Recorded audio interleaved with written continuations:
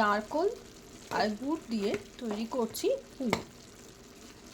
মাখা সন্দেশের পুরো করা যেতে পারে, ক্ষীরের পুরো করা যেতে পারে, যেটা যার পছন্দ। একটা কথা মাথায় রাখতে হবে যে এটা যেন তলায় ধরে না যায়, তাই একটু নাড়তে হবে, আর একটু কম আঁচে করলে ভালো হয়। ব্যাটার তৈরি করছি। এটা ময়দা, এই যে কাপ, এই কাপে 2 কাপ ময়দা নিয়েছি, সেম কাপে 1 কাপ সুজি নিয়েছি। এবারে চিনির পরিমাণটা বলি। আমি যেহেতু পুরে গুড় দিচ্ছি, তাই ব্যাটারের মধ্যে মিষ্টির পরিমাণটা কম হবে। আর এটা খুবই গুঁড়ো চিনি, তাই মাত্র 2 চামচ দিচ্ছি এতটা ময়দার মধ্যে।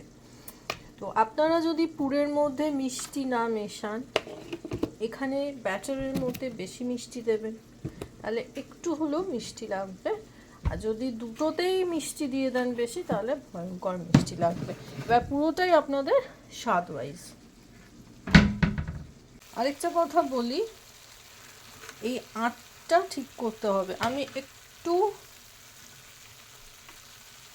গা মাখা রাখলাম, পুরো টাইট করলে ঝুরঝুরে হয়ে যাবে, তাই একটু গা মাখা যখনই থাকবে তখনই গ্যাস অফ করে দেব।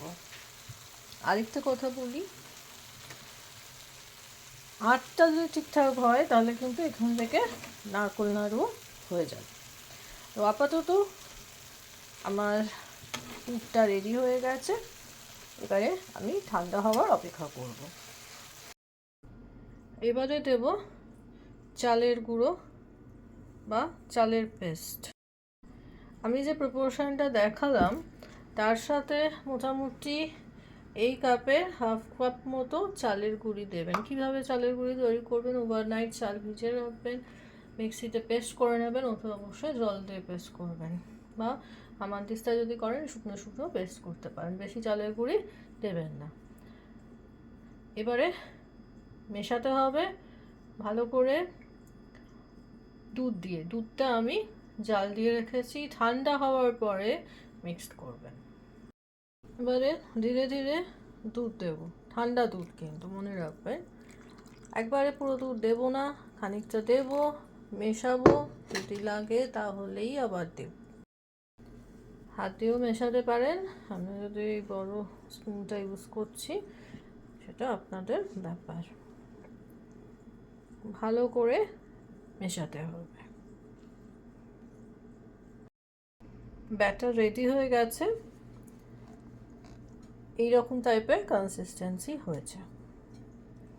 তো প্রথমে একবার দিয়ে দেখতে হবে, যদি বাই চান্স ওটা ঠিক মতো না হয় তখন আমি আরেকটু পাতলা করব, তবে এরকমই রাখার চেষ্টা করবেন।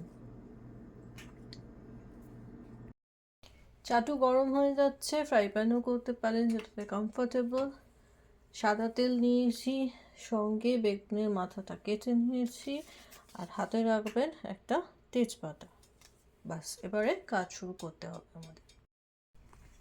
তেল দিয়ে চাটুটাকে ফার্স্টে একটু সাবধানে করতে হবে, এখানে কিন্তু তেল ছেটে, পুরো চাটুটাতে তেলটা গুলিয়ে নিতে হবে।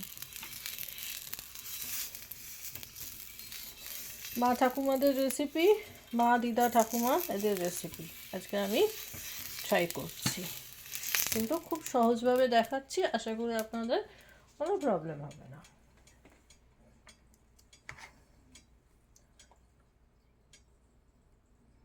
যদি ছোট করতে চান 1 হাতা দেবেন, যদি বড় করতে চান একটু বড় করেও দিতে পারেন।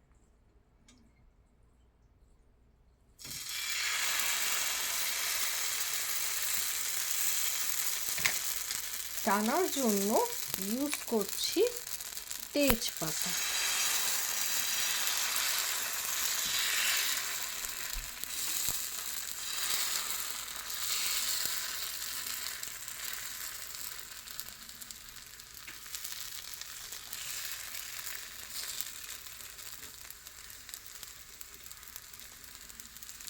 বাস ডান।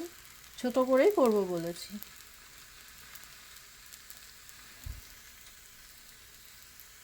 যেহেতু আমার চাটুটা গরম হয়ে গেছে, তাই দেওয়ার পরপরই দিয়ে দিচ্ছি করে রাখা নারকোলের পেস্টটা।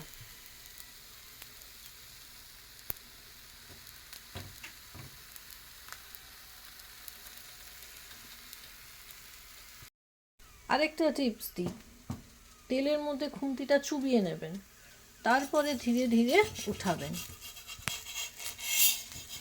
পুড়ে গেলেও বিপদ, আবার কাঁচা থাকলেও বিপদ। তেল দেওয়াতে এটা সুবিধা হচ্ছে উঠাতে। এবার জাস্ট ডিমের অমলেটের মতো উল্টে নেওয়া, হালকা ভাজা হবে।